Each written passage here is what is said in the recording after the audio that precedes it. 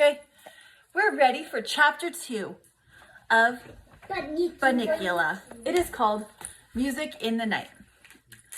I feel at this time there are a few things you should know about Chester. He's not your ordinary cat, but then I'm not your ordinary dog, since an ordinary dog wouldn't be writing a book, would he? Chester came into the house several years ago as a birthday gift for Mr. Monroe, along with 2 volumes of C.G.K. Chesteron, hence the name Chester, and a first edition of Dickens' A Tale of Two Cities. As a result of this introduction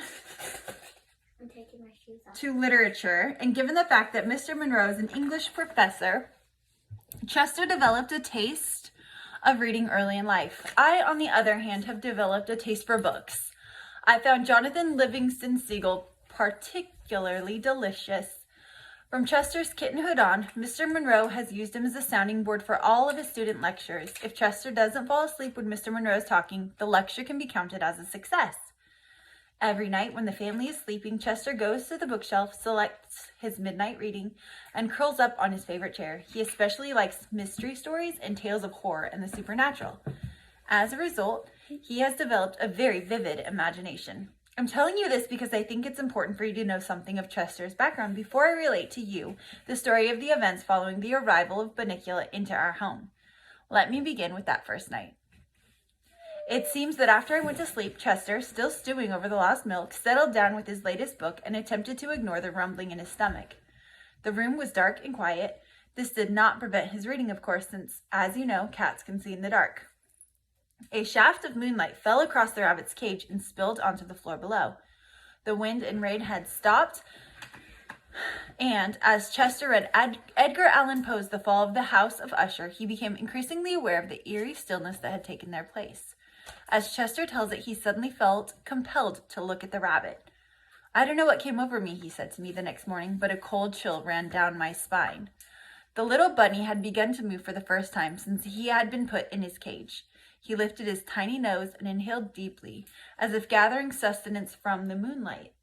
He slicked his ears back close to his body, and for the first time, Chester said, I noticed the peculiar marking on his forehead.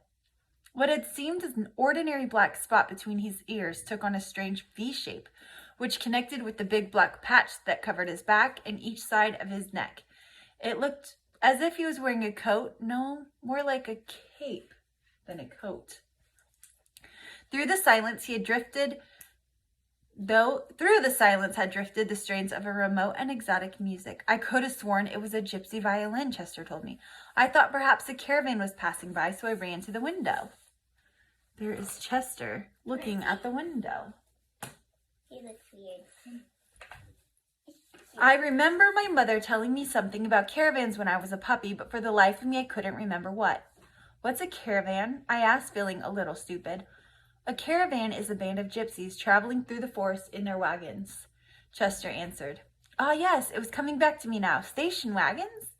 No, covered wagons. The gypsies travel all through the land, setting up camps and great bonfires, doing magical tricks, and sometimes, if you cross their palms with a piece of silver, they'll tell your fortune. You mean, if I gave them a fork, they'd tell me my fortune? I asked breathlessly. Chester looked at me with disdain. Save your silverware. It wasn't a caravan after all. I was disappointed. What was it? I asked. Chester explained that when he looked out the window, he saw Professor Micklewhite, our next-door neighbor, playing the violin in his living room. He listened for a few moments to the haunting melody and sighed with relief. I really got to stop reading these horror stories late at night, he thought. It's beginning to affect my mind. He yawned and turned to go back to his chair and get some sleep. As he turned, however, he was startled by what he saw. There in the moonlight, as the music filtered through the air, sat the bunny, his eyes intense and staring, an unearthly aura about him. Now, this is the part you won't believe, Chester said to me.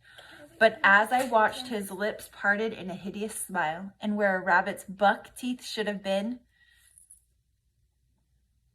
2 little pointed fangs glistened. I wasn't sure what to make of Chester's story.